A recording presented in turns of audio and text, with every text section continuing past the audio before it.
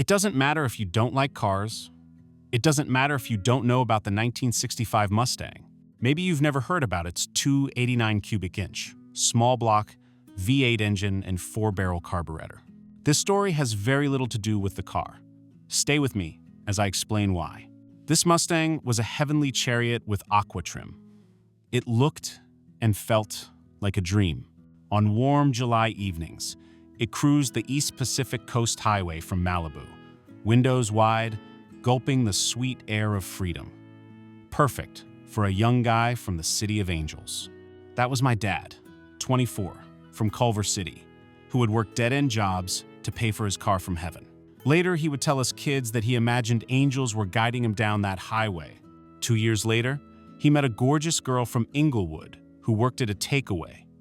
One day, while driving her home in that car, she decided for sure that he was the guy. She was transported and transfigured. A little while later, they got married, and she became my mom. Both of them had one thing in common: a deep and abiding love for each other that was never-ending. However, after a short time, I was no longer alone. My horrible brother was born. Then, my sweet-tempered sister. We did not fit in the tiny back seat of the Mustang, nor did the ever-growing number of brown paper bags of groceries fit in the trunk. Nothing fitted anymore. My dad had to work harder as the expenses rose, and it seemed he was never able to keep up. Eventually, my mom announced that the Mustang had to go, along with the carefree magic of those evening drives out past Malibu. Reality hit hard, but my dad took it on the chin. He was always brave, although his regret never truly disappeared. I watched my dad as the Mustang was driven away by its new owner. He was a 20-year-old kid with stars in his eyes. My dad's eyes were shining too, but from tears. What followed were years of junior baseball practice and games, my sister's cheerleading practice, my brother's success at school, particularly in math, and an array of different cars that fit our circumstances. I was totally absorbed in my own life. Elementary school, high school, friends, and girls. I barely paid attention to my dad until, one day, years later, I noticed that his hair was streaked with gray. His face was creased, unlike the faded photos from the 1970s and 80s. I didn't go to college, wasn't interested. I worked with my hands. I liked being with guys like me. Hardscrabble car maintenance and repair. Oil, grease, noise, wrenches, bleeding knuckles. Beer with the guys on Fridays. Football on TV Saturday nights. That was it. All right by me. Years later, my dad was stooped and shaky. He had to ask me to do things for him, which busted his pride. My mom died 10 years ago, and my dad nearly died of grief.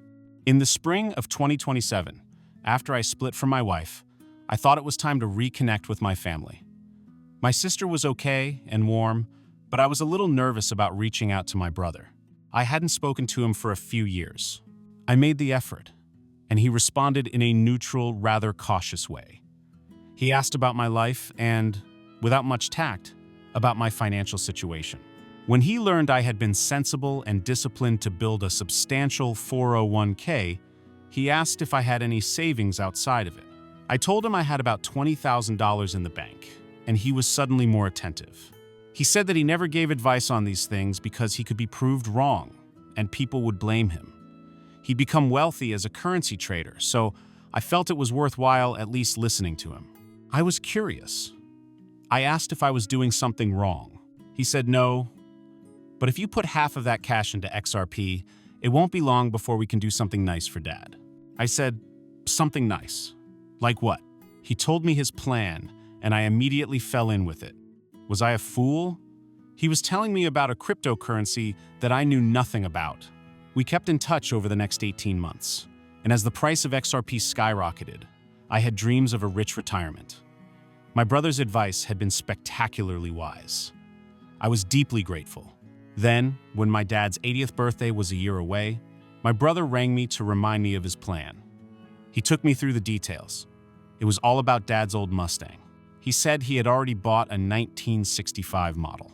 It was a beautiful Shelby Mustang out in San Bernardino with a K-code engine. Using a little of my earnings from my XRP investment as a contribution, I could fix it up and surprise the old man on his big day. As much as I could, I worked on the engine. I got sweet deals on some of the repairs that I could not complete. A friend of mine repainted its exterior and polished it till it glowed. Another guy cleaned up the interior, so it didn't smell old. When I drove it, it glided along like it was floating inches above the highway. As I prepared the car, I got to know my brother a little more, and I figured that he wasn't the badass of his younger years. Either he changed, or maybe it was me. My dad's birthday arrived. He was ecstatic to see the three of us together with our excited kids. We were all relaxed and happy. His smile lit up the room. We took him out to the driveway, and the gleaming Shelby with aqua trim sat there in all its glory. I will never forget his reaction. His hands were raised in prayer. His face was streaked with tears. His knees buckled, and my sister had to hold him so he didn't fall. My brother was whooping with delight. Blurry-eyed, I handed him the keys. He eased himself into the driver's seat. The engine purred, then roared into life. And my dad rested his head on the steering wheel, sobbing. When he regained his composure, I sat beside him as he drove the Mustang out onto the street.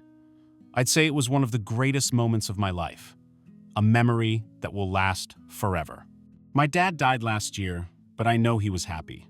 Because, you see, it was never really about the car. It was about that magical time when he was 24, driving out beyond Malibu with the windows down on a warm evening, with those angels guiding him as he gulped down the precious, clean air of freedom.